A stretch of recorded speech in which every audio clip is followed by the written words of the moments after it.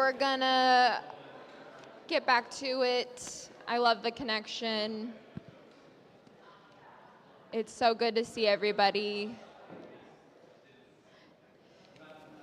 We've got some really cool announcements that I want to share with you guys. So as we've been talking about it, January is kind of packed with some cool stuff. We had the week of prayer and fasting last week, so that was huge. And then this week, actually, if you know about our ecclesias are our small groups. This is where where the real magic happens. Like, Sundays are so important, but this is where we cultivate our deeper relationships, and we're able to talk through hard things and pray for one another and eat good food and do all the things. So if you've never done Ecclesia, signups are happening right now on the website. You can go to gracecityportland.org and fill out just some basic information, where you want it to be, and we'll get you connected. If you're already in a small group, you should be hearing from your leaders soon.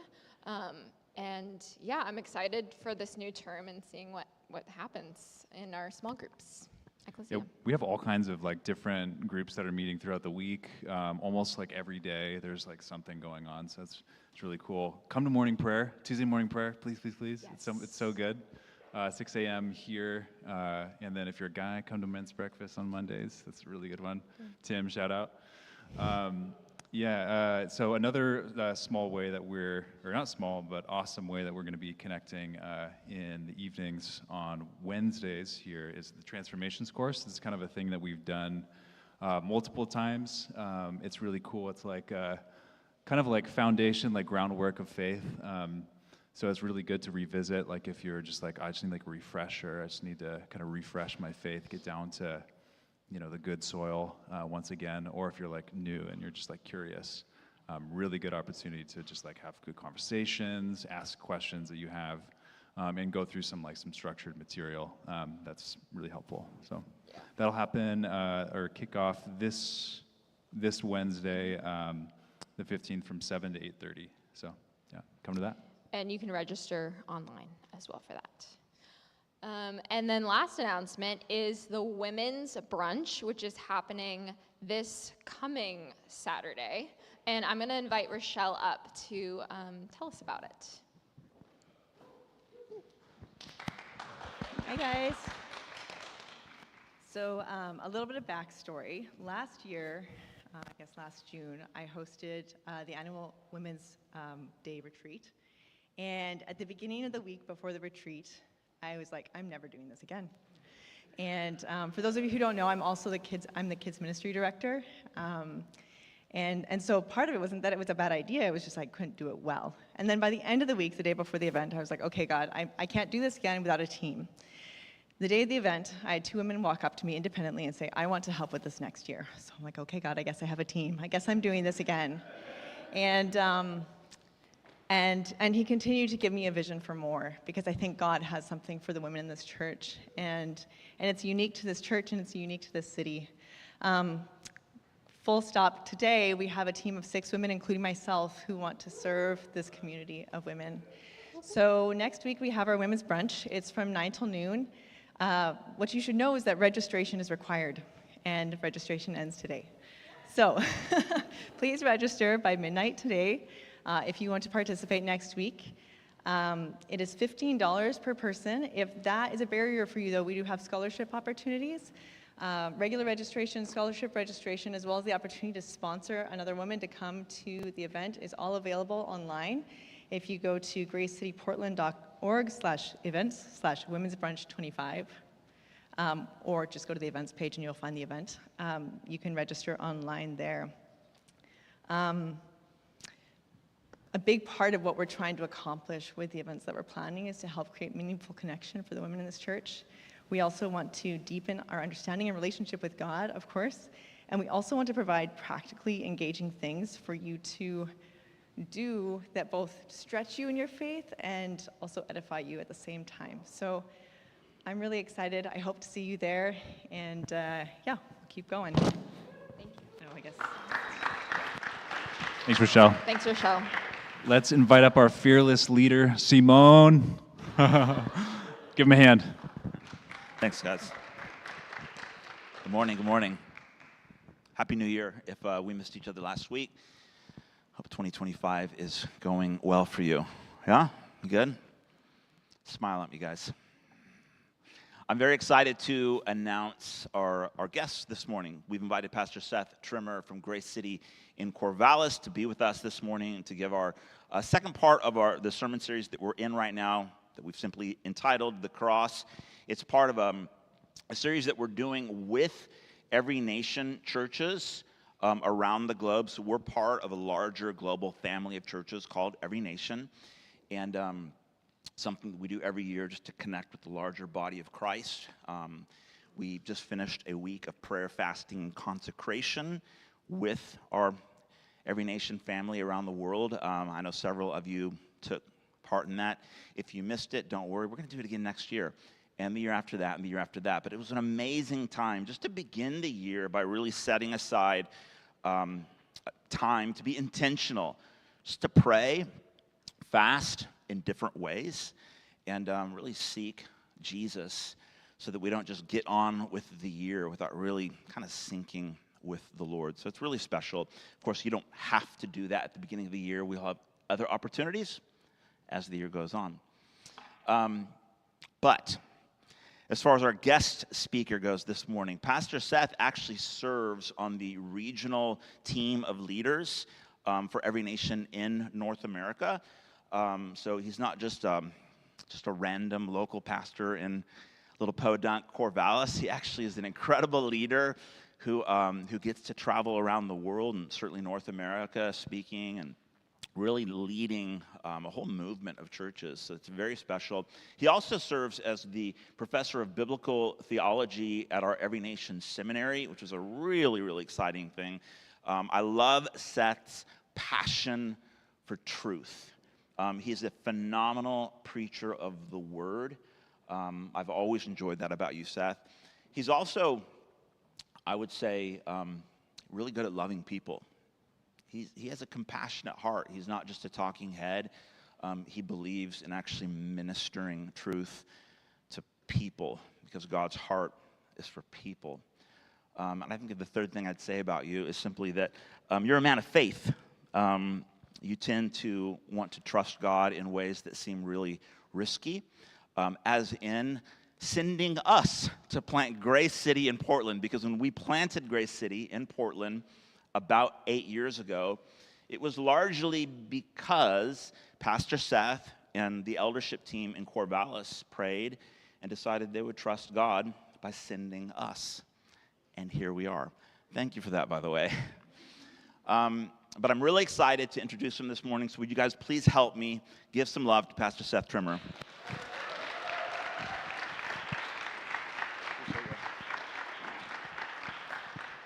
Good morning, everybody. It is really good to see you guys. It's great to be here. Several familiar faces I recognize that have some sort of connection or have been down to Corvallis in the past. And if you have not been to our podunk part of the world, according to your pastor, I received that with all affection, by the way. You are welcome to come down and hang out with some of your brothers and sisters just down I-5 a little bit of ways. But I do bring you their greetings and their warmth and how much we do really care about all of you guys up here. Being a part of the same spiritual family, this Every Nation global family, is really awesome. One of the real challenging things about being a part of Every Nation, I could go on and on about all the positives and benefits and how transformative it's been in my relationship with God. But one of the challenges historically has been that the western half of the United States has been relatively sparse with Every Nation churches. And there was at one point in time where Corvallis was the lone island of an Every Nation church throughout all the Pacific Northwest. And praise be to God that over a few years we're able to plant a few churches, including Eugene, Portland, and up in Seattle. So we're not the only one anymore. But it is just such a blessing to be able to just drive up the freeway a little ways versus have to get on an airplane to go see people in your spiritual family. And it really is good to be with you. And I just want to take a moment as we get started here before we jump into the teaching, just to honor in a couple different directions. And first, I want to honor Pastor Simon and Shirley, the Bardoni family. I just smile every time I see him and when I get to come in the room and be with him. It's just the warmth of spirit on the Bardoni family and of Simon himself. I know why you're here. And I know this is where I'd be if I lived like anywhere within a reasonable driving distance and was looking for a church. This is where I'd be. I don't know if you're going to find a pastor that's going to care more, pray more, love more intensely than Simon will and that Shirley will. So I'm just really thankful to you guys, and really thankful as we were praying, deeply desiring to plant a church in Portland, that the Bardonis came up. It's such just a spirit kind of divine moment. And so I'm really thankful that this came all together. And second, I really wanted to honor you as a community. I just want to fully acknowledge, I don't know how many of you were here kind of in late 2024, but Simon had met with the community and presented on behalf of the board of directors, of which I'm a member of the board here in Portland, and had presented some of the financial challenges they were having heading into the last leg of the financial year. And I know that's something that we don't always want to equate or maybe often talk about publicly in terms of church, but it just takes money to keep lights on and to supply all the ministry needs and the great things that God wants to do here, as well as make sure that all your pastoral staff and so forth are actually paid well and covered well. And those are all come with significant burdens. And there was a shortfall heading to the end of the year that Pastor Simon brought before you guys, but your response was really inspiring. I mean, I was praying, and I'm being honest, I wish my faith was as good as Simon describes it is. I was worried. I was really worried for you. Not because there was some huge, dreadful cliff that you guys were about to go over. It wasn't that sort of a situation. But your response, not only to make up the shortfall, but even go beyond it, was really awesome. So I just want to honor all of you that are just regular and faithful givers and tithers into this community, those that responded even to the call of Simon, not with resentment that a church was talking about money, but even heard the reports of many of you that were so grateful that this family was being just open and honest about it. So just thank you for your hearts, and just thank you for how well you're reciprocating love back into this community and even back into Pastor Simon for all that's being poured out. So praise God for that. Amen? Amen. All right. Well, 2025, here we are. I don't know how you feel about that number. It's the even years that always feel way bigger to me than the odd years. I don't know, it's a total psychological thing. I'm about to turn 45 this year. 44 felt really old. 45 to me feels like, I'm okay. I think 46 is going to hit like a freight train. You know what I mean? There's no delusion. I'll be in my late 40s. I can still delude myself into thinking I'm in my mid 40s now. I was watching something online just yesterday, and just a thing popped up, I think from Google, saying like, hey, what age category is the viewer of this video in? And like, there was one that was like 24 to like 34 or 44, and then one that was like 45 and above. And I'm like, oh, I'm crossing over now. Me and the 54-year-olds apparently are going to share interests from here on out. So I guess I'm buying gold coins and like timeshares in Florida. I don't know what's ahead, but looking forward to that. But 2025, I still remember when my children are being born. There's not a whole lot for me to do, the man to do in the hospital. The woman's kind of doing most of the work in that space after the baby's born, especially. And but I remember doing math. And when my second son was born, it was 2007. I remember doing the math in my head like, oh, this kid is going to graduate high school in 2025. And I thought to myself, that is forever from now. Like, Jesus will be back by then. Like, I can't even picture, like, 2020. And now here we are already. So I don't know how quickly time is flying for you. It is certainly doing that for me, which all the more gives us reason at the beginning of this, not to participate maybe in the cultural cliche moments of setting resolutions that we've already given up on, but it is an important time to reflect on the things that deserve our highest priority, that actually should require our hearts to settle back into and press into. Because time does go relatively quick, and life is relatively short. And very few of our days are even promised to us beyond this one. And so with all that in mind, I think it's important that we consider the things that don't just matter in terms of our faith, but the deepest things. I don't know if there's anything more important than the cross. And the series that you guys are in right now is exploring specific characters that had encounters with Jesus and his cross and the difference that it made in his life. And this week I want to talk about a character called Simon. And the coincidences to your lovely pastor here will purely be totally by chance. But Simon of Cyrene, who in the Bible just has a one-verse mention in a few of the different Gospels. So it's a relatively minor part of the story, and yet 3 of the Gospel authors make sure you know him by name, which is really odd and interesting, and we'll unpack some of the reasons behind that. But let's go to the verse we're going to look at to get us kicked off here. I believe it's from the Gospel of Mark, chapter 15, verse 21. If you have a Bible, you can go there if you want. But this is the verse where we're going to just camp out and make all our money here today. This is it. This is Jesus on his way to the cross, and a certain man from Cyrene, Simon, who was the father of Alexander and Rufus, was passing by on his way in from the country when they forced him to carry the cross. Now, I don't know if you look at that verse, or if you were to open up that verse when you read the Bible on your own, if you would look at that and tell yourself, there is so much material to bless me with today, but I really do believe there is. And Father, I'm really asking that you would deliver that. There is a lot here in this little verse, namely because one thing that is important to remember about the Bible at all times is that it was written in a very different time and age from us. So even the process of the scribing of the actual text involved very different paradigms than the one that you and I take for granted. Namely, in our digital world, all the words that you want to put out into the world, you get to use as generously as you desire. You can say all of the words all of the time in perpetuity into the digital world without any consequence, because there is just virtually limitless space to contain all of your thoughts and ideas. 2,000 years ago, that wasn't the case.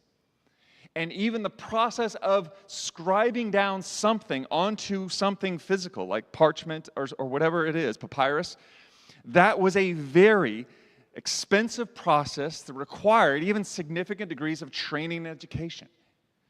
So when, in particular here, if we would just talk about the New Testament, when it is being written down, you don't have unlimited space. Now, there is a lot of oral tradition swirling around about Jesus. All of his followers, and particularly the apostles, have so imbibed everything that Jesus taught and did. It's in them. Even the gospel writer John, like the best friend of Jesus, said, man, if I were to write down everything Jesus said and did, it would take up all the volumes of libraries in the world. I mean, they had a lot of material. I can't wait one day to hear about all the Jesus adventures and the Jesus jokes, you know what I mean? And I can't wait to hear about it all. But when they're writing down the biographical accounts of Jesus' life, they can't just write down everything they want. They have to write down stuff that is very intentionally designed to help you know the essentials, to help you know and maximize your ability to know personally and trust deeply the person of Jesus from Nazareth. Which is why you see a verse like this and you wonder to yourself, would that qualify as an absolutely essential piece of information that I need to know for my eternal salvation? For the depth even of my own relationship to God himself? Is this a need to know kind of a basis? And the gospel writers, 3 out of the 4, all insisted, yes. Which if I'm reading it, I think, no. I have so many more questions that I have that maybe go unaddressed that I would happily substitute Simon of Cyrene for any other number of different ideas. But anytime this happens, especially when it seems like something is irrelevant or it seems like something is unhelpful, it doesn't seem like it matches what I would want to hear, I have to ask myself, well, what was in the heart or mind of the original author, or even in the inspiration of the Spirit of God in this moment, that might indeed have something to say to me? And I think that's the important question to wrestle with here this morning. And the first thing that we can wrestle with here, to think about all that is actually in this passage, is the very first detail about this Simon character, which is where he's from. He's from Cyrene. Now this is an interesting detail to include, and the Bible includes geography because geography often plays a very important role, almost as if it's its own character in biblical stories. Places have history, and those histories have all kinds of themes and depth and meaning to it. And so references to places can take on all kinds of different levels of significance. They're not just happen chance. It's not just referring to, your good friend and fellow pastor is from a podunk town. It's like, no, I'm not bitter at all, harboring anything about that. No. We do have a much higher cow to people ratio than you do, so I will fully embrace that without question. Nor will I belabor the point by telling of my high school escapades looking for fun on a Friday night by cow tipping. I won't talk about that either. They would just reveal way too much redneck. So, no, but there's importance behind Cyrene. And what would be that importance? Well, Cyrene is actually located in Africa. This is an African man. This would be in modern-day Libya, which at the time would have been a Roman territory, which would have meant that Simon would have had free travel to go about from his home all the way into Jerusalem. He's possibly there for the Passover festival, which is happening at a similar time. That's a very good speculation to make, although the text doesn't make that absolutely clear. We don't know a whole lot else about his motivations for being there. We just know that he is. But the Bible wants us to know where he's from. And I think there's a reason why the Bible includes details like this, not just of names of people, but even details about who they are, like their geography, because it's wanting to say something to you. Namely, that Jesus has to confront the idea constantly in his ministry that everything he's doing is for the hometown folk. This is for the religious insiders, or this is specifically for the people who spiritually already maybe have a background or depth of insight into the scriptures, maybe are already familiar with the God of the Bible, Abraham, Isaac, and Jacob. But it's as if Jesus in his life and the gospel writers trying to memorialize and honor him in his life are wanting you to know time and time again that Jesus is radically inclusive. That whatever, especially he's doing here in this moment of carrying his cross, is not just about for some particular group of insiders, it's for the world. And there's a whole lot that can be packed into this, into any day, into any age. The fact that this man, likely of darker skin tone than those that were in the surrounding crowd at the time, was called out specifically to help Jesus carry the cross and be the only other human that carried the cross of Jesus other than Jesus, bears some significance. Not just into like any specific racial tension, but into all racial tensions. That Jesus has a way of making sure the olive branch is proverbially extended to anyone that might even have the slightest inkling that they would be excluded from the kingdom that Jesus is inviting us into. You think that the cross is just for those that maybe grew up in Christian homes or have a proclivity towards Christianity or maybe have a political leaning that is more open to the things of Christianity? And Jesus continually wants you to know, no. The vagabonds, the ragamuffins, the outsiders, the degenerates, like everybody, it doesn't matter where you're from, it doesn't matter your skin tone or your background. Jesus so loved the world that he came into this world to die on that cross so that all through repentance could receive its forgiveness and participate in his kingdom forever. Back in 1960, this was an idea that really reverberated the culture. Hollywood banded together to release a pretty significant movie entitled The Greatest Story Ever Told. Now, this might seem a little bit foreign in our day today, but at one point, Hollywood all rallied together to create a movie on the life of Jesus. And A-listers from all across the map signed up and even took significant pay cuts to be part of it. Now, one of the significant actors, you can see this picture here, it's a clip from the movie. Apologize, it's a little bit small to see, but essentially, you'll notice the actor on the left is playing Simon of Cyrene, and that's Sidney Poitier, who was only a few years shy of receiving an Oscar for the Best Lead Actor role, becoming the first person of color to do so. It's like a historical precedent. He's at the peak of his career, and like many of the other big-name actors of the day all participating in this moment, this was important to do. And one of the reasons that Sidney himself stepped up for the role was he wanted to make sure that his skin tone contrasted with the skin tone of Jesus in this small but very important scene. To show when you're looking at this, he wanted to disassemble the common trope that this was just a white man's religion, like geographically dictated or westernized or somehow, and he wanted to make sure the point got through. Jesus died for the world. Now, you can imagine how this image might send waves through a 1960s sort of civil rights tension-y sort of America. But the point isn't even that, it's so much larger than that. Because no matter what racial tensions have existed in America generally or specifically in 1960, tensions have always existed between any and every group you can imagine. Between men, between women, between different countries, ethnicities, skin colors, personality types, socioeconomic statuses. Tensions have always existed. And there's something that's happening here. Even if it's briefly mentioned, it's done so with great intentionality, so that Jesus truly is the one desiring to reconcile us all. And it's powerful. Second, another detail that we're given here is not just where Simon's from, but we're also given the names of his kids. We're told that he's the father of Alexander and Rufus. And before I go any further, can we just make a plug? I think this needs to be said. I don't know any of you women that are pregnant or wanting to become pregnant, but Rufus needs to make a comeback. This is Portland. You guys are already weird anyway. This wouldn't even hit the weird scale of Portland at all. I think this is about more than your dog. I don't know how dogs just embrace that name and everyone else got lost, but there is a mighty man of God, Simon, waiting to receive the divine identity of Rufus in their life and to carry it. I'm just speaking that into fruition.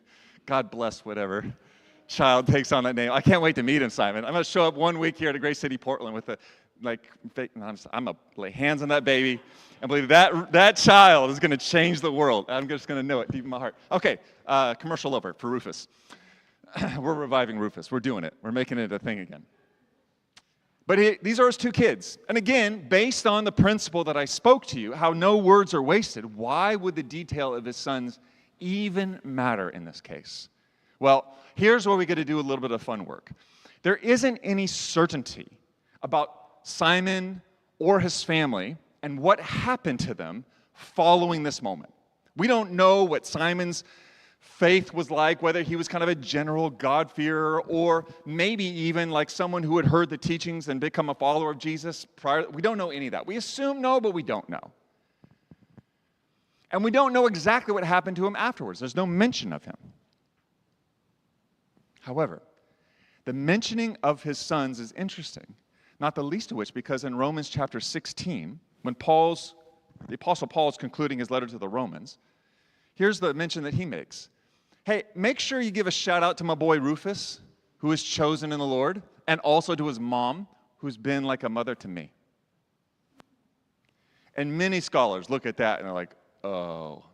Now, based on the commonality of the name Rufus in the day and the specificity and the awareness that Paul would have had to the biblical accounts and stories and the mention of his name here, again, we can't say with certainty. So I'm not trying to tell you this is the same Rufus. I am trying to tell you what many scholars would concur with. There's a good chance this is the same Rufus. That something did happen to Simon and then also to Simon's wife, who went on to not just become a Christian, but apparently such a dope spiritual mother, she became like a spiritual mother to the Apostle Paul. Life goals. Yeah? And if that is all the case, it only goes to echo the point that you could find ad nauseum throughout the New Testament, that Jesus does not desire just to encounter you. He doesn't just have a plan for you. He actually desires to do something through you. That even your entire household, he has plans for. And as shocking and striking of a moment as this might be for Simon, having the cross of Jesus thrust on your back and thinking about all the implications of suffering to you, the social embarrassment to you, the practical implications of the redirection of your life in that area, all significant to you. But if in following Jesus, carrying literally his cross, if that did something to him, or if you became a witness to the resurrection and a full-hearted disciple of Jesus, it didn't stay with him, and it multiplied from him. And I think this is an early indicator. This is what Jesus desires to do. I know for many people now have been in ministry now for over 20 years. And that means just a lot of people, a lot of conversations. And I know even in hindsight, on my own early days with God, and even in some of my hurdles in deciding to surrender my life to him, one of my earliest questions, and it seems as if it's many others as well, well, if I give my life entirely to God, what about my family? Now, I'm the black sheep. I'm the only Christian on any side of my family. So what about them? And what if I believe and trust in a Jesus that automatically sets me apart from? I never believed it made me better than, but it did set me apart from the people that I love most dearly. And that tension arises. And for many people, it's like a hurdle. Like, I can't jump in with Jesus until the family thing is settled. And I think this is the constant reminder. Jesus loves your family more than you. And his desire for him is far more better than your desires could ever be. And our willingness to take up our cross for Jesus doesn't mean that's where the journey will end. It's just simply where it begins. And I know many of you are maybe even still longing or waiting or hoping for God to touch your close friends, your close family, maybe even distant relatives. And I'm here just to remind you of the promise that we serve a God that cares about our households deeply. And the weight of your witness and the way in which you carry your cross daily matters to the way that the truth and depth and weight of Jesus is conveyed to them. So don't give up. Don't give up at all. Now, there's another point I think to be made here from Alexander Rufus, and that is this. That the fact that these names, both Simon, Alexander, and Rufus, are mentioned, one of all these dimensions I've spoken of, I think are true. But another reason why they're mentioned by name, you could leave them anonymous. Yeah? You could say there was a man forced to carry Jesus' cross. Fair. He had a couple sons. Fair. Why mention them by name? Well, the gospel writers would often mention people by name because they were written within the lifetime of the eyewitnesses, and this was a way for anyone, either encountering the written gospel or its oral traditions, to essentially have what we would call in our day like a hyperlink or an email address. Because you know what was expected whenever you started preaching the gospel of Jesus? Out. That's what they expected. Questions. That's what they expected. You claim that this rabbi, itinerant, homeless dude from Nazareth, Jesus, you're saying he's the true king of the world. You're saying he's the Son of God. You're saying he rose from the dead. You're saying that his death was the payment for our sin. You're saying that through him we can gain access into an eternal kingdom that goes on forever. There's not many people that hear that news, regardless of how biased we are towards the ancient world. They're not a superstitious people that just glom on to big ideas like that without evidence. They're human. They're going to say, like, really? Jesus is Lord. Jesus is God. Jesus died on the cross for my sins and rose from the grave. I don't know what to think about that. And I say, yeah, same. But here's the deal. Alexander and Rufus and Simon, they're out there. They saw it. They witnessed things firsthand. And when people are mentioned by name, as many other names are mentioned, it's a way of saying, you can find them. You can talk to them. Because here's the big idea. Christianity centers around Jesus, who was a publicly, historically validated and acknowledged figure, both inside and outside of biblical text. He preached and did miracles publicly, recognized historically, inside and outside of biblical texts. He's a man who died publicly, resurrected publicly, and is announcing publicly the invitation to come into his kingdom. All this means is that what Christianity is not, it's not a religion requiring a blind leap into evidenceless sort of claims that you just simply have to go with blindly. No, it comes with extraordinary evidence. Eyewitness testimonies, even in its earliest day, that you were expected to have questions about and have the resources to be able to satisfy many of those questions.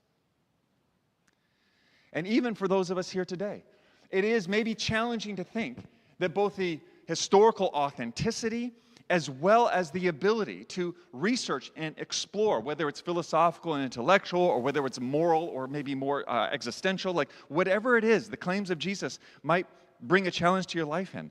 God desires that you would lean in and investigate, not just shut your eyes, turn off your brain, and follow blindly. I don't know about you, but as a follower of Jesus, isn't this really awesome?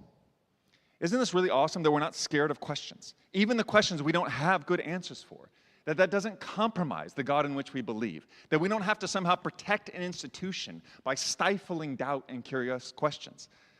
I can't tell you ad nauseum the numbers of people, like students that I've worked with, that have either grown up in religious homes of all kinds of types and sorts, where the idea of even questioning their faith was unallowed. And I love it. And they almost feel like they have to apologize to me, as if I'm like the Pope, feeling like, do I have to cross myself when I ask you? Like no, like just shoot your question out. And then to know that not only is their question heard, but valid. I mean, maybe it's a dumb question, but it's valid because it's your question. You know what I mean? I can't knock you for that. And God actually wants it because curiosity implies there's a leaning in. And God is happy. He did not leave us without at least an ability to explore his claims with evidence. I love that. I love that. Now, this does not mean, nor is it even philosophically possible, to arrive at intellectual certainty. I don't know if this is just going to ruin your morning, but there's no such thing. And any of you who have taken Philosophy 101, I can't even prove to you with certainty that I'm not a butterfly having a dream and none of you aren't really real. But no, nothing you know is based on certainty. Nothing. You don't know you're going to wake up tomorrow. There's no certainty there. But you are living by faith as if you are. All humans live by faith. Now, we have degrees of confidence, don't we? Yes, we all, and some of us have high degrees of confidence. For all of us in the room, there is a significantly high degree of confidence that you will be alive tomorrow morning. So if you've got a bill to pay or like a project that's due at work, I wouldn't procrastinate. The point being, Jesus gives us evidence that leads us to a high degree of confidence. But it's taking the step of faith to trust in that evidence and to live by that high degree of confidence that what constitutes faith. And as you do that, you build up a relational history with Jesus that starts feeling like the faithfulness of God and the presence of God start to reinforce the faith that you've been demonstrating towards God. And all of a sudden, that starts to feel like something dangerously close to certainty. And that's what many of us experience. But all that, who would have thought? Just dropping a couple names, why that would be built into it. But that's absolutely built into this thing. Let's go to the next one. Back into the passage here. This is from just the Mark passage above. And notice that it says that they did indeed force him to carry the cross as he was just passing by on his way in from the country. Maybe Corvallis. Just passing by. And this is where I think the Bible is going to mess with us a little bit. I think this is where the gospel writers are like, all right, we're going to start shooting some shots here. You know what I mean? This isn't just kind of technical, geographical. Here, they're really going to start messing with you. Because isn't it true, if you have any experience with Jesus, that following him tends to feel pretty sudden? Yeah? Like you're kind of minding your own business at one point, and then all of a sudden, you're in. Here's Simon. Just put yourself in his sandals for a second. He's just watching among the crowd when all of a sudden the centurions grab him, yank him into the moment, place this heavy cross, which would have been somewhere in the order of like 75 to maybe 125 pounds on his shoulder. And think of just the smaller stature of humans even back at that point. The average male was only about 5'2", 5'3". Like that's heavy. And all of a sudden, you're the center of attention. All of a sudden, you're being associated with a known enemy of the state. And all of a sudden, your life isn't going to be the same again. Isn't it true? And I'm not trying to make as much of a theological statement as a pastoral statement here. That sometimes faith feels like a choice that we make based on a journey we've been on, and sometimes it feels like faith is something that chose us. And it just hits us. And sometimes suffering just comes out of nowhere. And sometimes the heart of God just totally interrupts and interferes with whatever plans you had instead. Tell me that's not what following Jesus is like a little bit. Here I am, just on a nice country stroll. Oh, there's a crowd. Let's see what's going on. Oh my goodness, this is brutal and horrible. Hey, you, get over here and help. And you're thinking to yourself, I had plans today. And now all of a sudden, you do not. Yeah? There's an old saying that how do you make God smile? Tell him your plans. I think the disciples are like, dude, we were just fishermen. I mean, we had lives. Some of us had families. Like, we had things going on. We had stuff to do on Tuesday, and then Jesus showed up on a Thursday, and we're like, well, okay. Everything changes. And it's as if they're wanting to prepare you and give an active illustration for you of what it actually looks like when Jesus enters your life. It's not business as usual. And sometimes it feels like that. But then Jesus can interfere with great ferocity and with great suddenness. Kyle Idleman wrote a book called Not a Fan, if you can put that slide up. He has this quote in it that's always stuck out to me. He says, look, fans of Jesus or spectators of Jesus, they don't mind doing a little touch-up work, but Jesus wants total renovation. Fans think a little decorating is required, but Jesus wants a complete remodel. Fans want Jesus to inspire them, but Jesus wants to interfere with their lives. I love that line because it is my life story of Jesus' interference into my otherwise relatively pleasant plans for my own life. But this is indeed what's happening here in this moment. And maybe a question worthy of just exploration is, why is he being forced to do it in the first place? Well, we know that Jesus had been severely beaten the night before. He's lacking in strength, and so that the centurions are requiring Simon to do this because Jesus isn't going to make it all the way to Golgotha or Calvary or Skull Hill, all synonyms, in order to be crucified. He's going to die along the way. And one of the questions that scholars have tried to answer is, why are they demanding a bystander carry the cross of Jesus to help Jesus? Why is Jesus being helped here in this moment? Well, there was a few different possibilities. One is that the Roman centurions that are like overseeing Jesus in this moment, that they're just like every other human and they want to get to their weekend as quickly as you do. Jesus is going really slow because he's really weak, and they're just trying to speed up the process. Like we want to go home. Like, we have things. Yeah? And so, let's expedite this. That's one possibility. Second possibility is this is a rare moment of compassion, which the Roman, weren't exactly known for. That oh man, this is looking real hard. Let's get someone in to help. Possible. But I think Matthew Henry nails it with his, he's got a really just OG commentary on this passage. And he says that the centurions were afraid lest Jesus would faint along the way under the load of his cross and there die. And that would prevent what their malice further intended to do against him. Thus, even the tender mercies of the wicked, which they might seem to be, are actually cruel. And you hear what he's saying? Okay, the Romans intended, through crucifixion, not just to kill someone, but to completely destroy anyone from wanting to follow that person. All their ideas, any of their followers, obliterate them. Not by crucifying them high and lifted up, but at eye level on public roads, forcing even young children to look at the criminals as they're hung. And this was to intimidate and to let it be very clear of what happens when you go against Caesar. And so, even in this moment, the Romans, what might look like in the outside, this is a merciful move to help Jesus with the cross. In reality, it's a move to further his humiliation, his shame, and to further his pain. And as I was preparing, even this sermon, which isn't always a pleasant experience, just FYI, because sometimes you're just reading and studying the text, and then sometimes they start reading you back, which is the real not fun part. And I got this idea. The centurions are trying to help Jesus move along faster. And I thought to myself, have I ever tried to help Jesus like that? Have you ever tried to help Jesus move things along faster? My goodness, have I done that.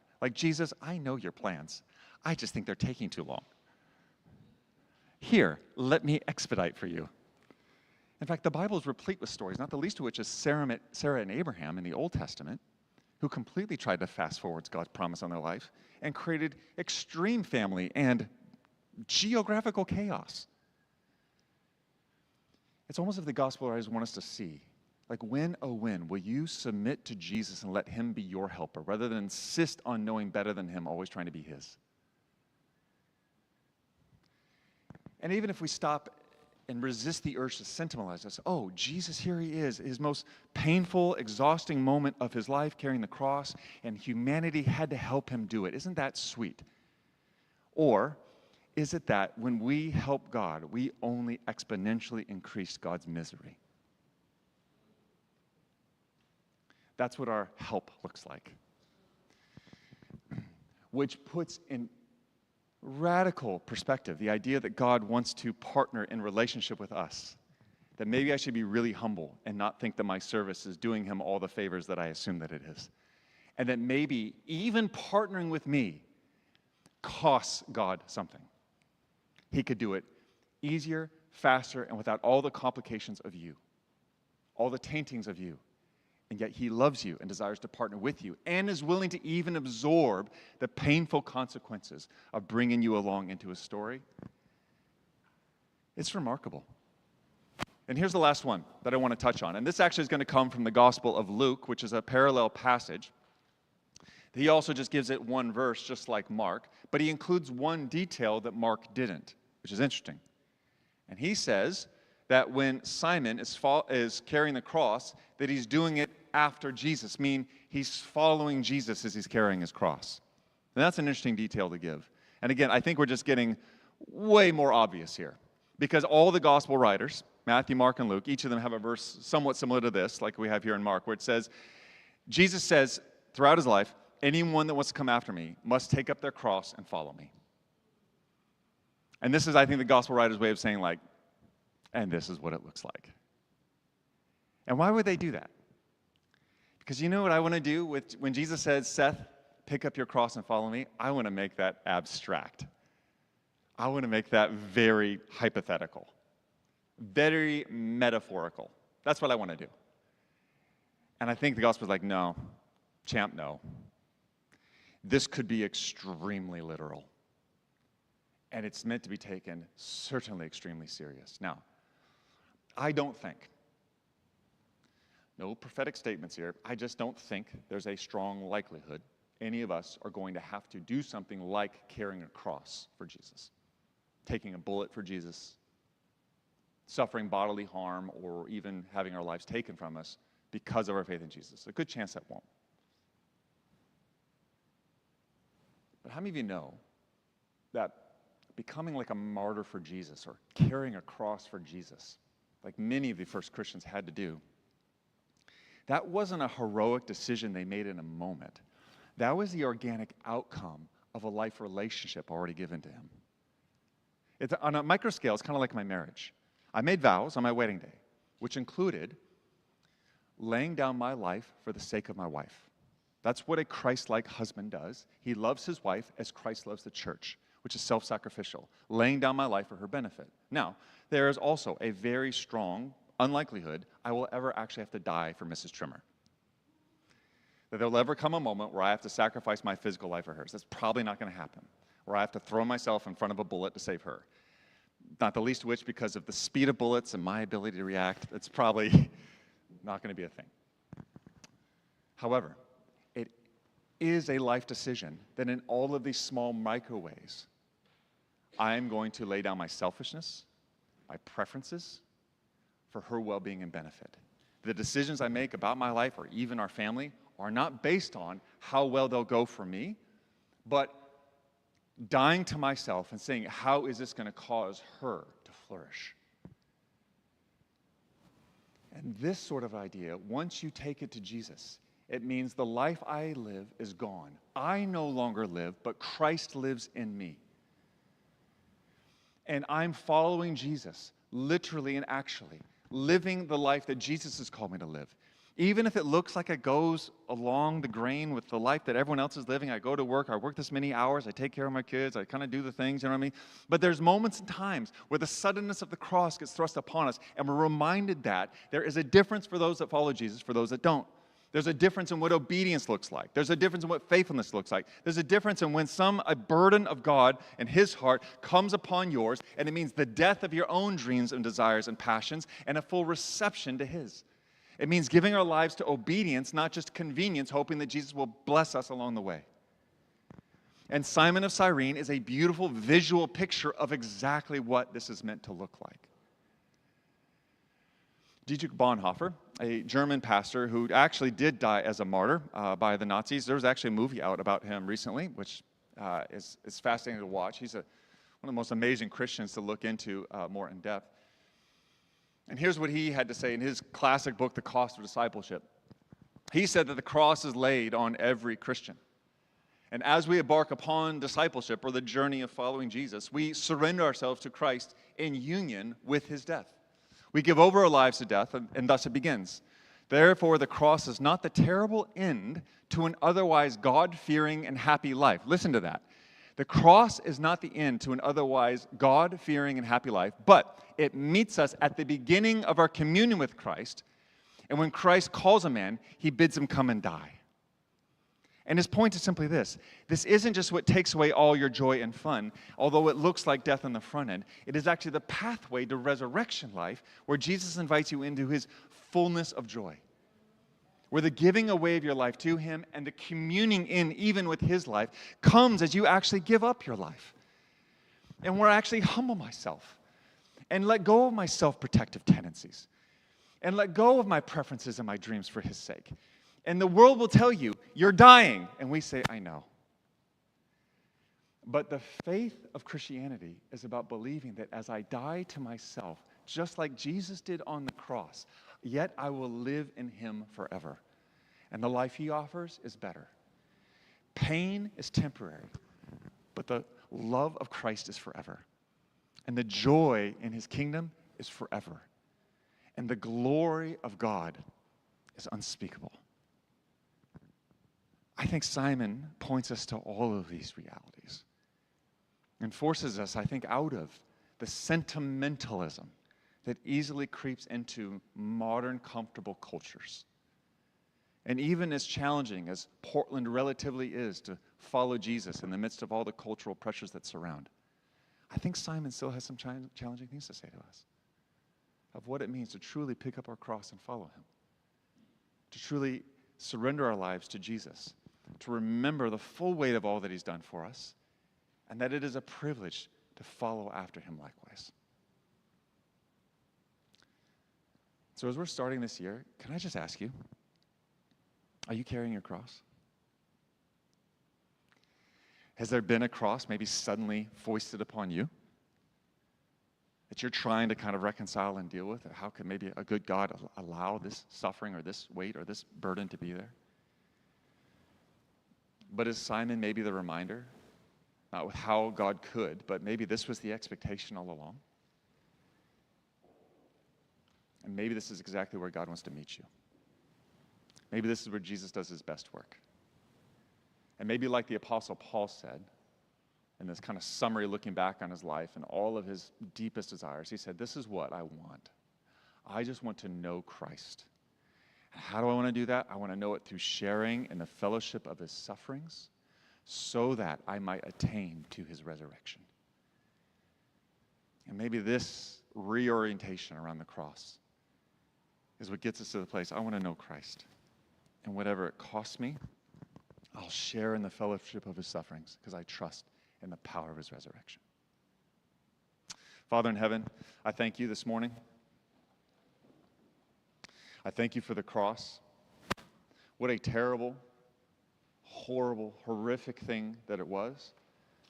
But oh, how redemptive and transformative you have made it to be. Lord, I'm the first to say I have avoided carrying my cross. I've shirked it in 1,000 different ways.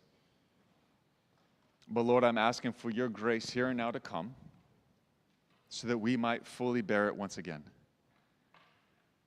And Jesus, you did promise that your yoke and your burden was easy and light, that we could come to you. You would always be gentle and humble in heart towards us, and that your grace would always be sufficient. Father, for any of my brothers and sisters in this room that are under the weight of a cross, under the weight of a suffering, a hardship, under the weight of a difficult decision or a difficult obedience, Lord, I'm asking for grace, grace to come. For any of my brothers and sisters that are just under the weight of anxiety or depression, I'm just asking for grace to come. Jesus, you commanded us to do this. I believe you will supply us all that we need to do it. If you bid us to come and follow you, I believe you have power for us to take every step in that direction. So, Father, chase away every lie. Chase away all the fog. Chase away everything that might want to keep us from bearing the full weight of what you require and keeping in step with what you're doing. Thank you for all this, Lord. In your name.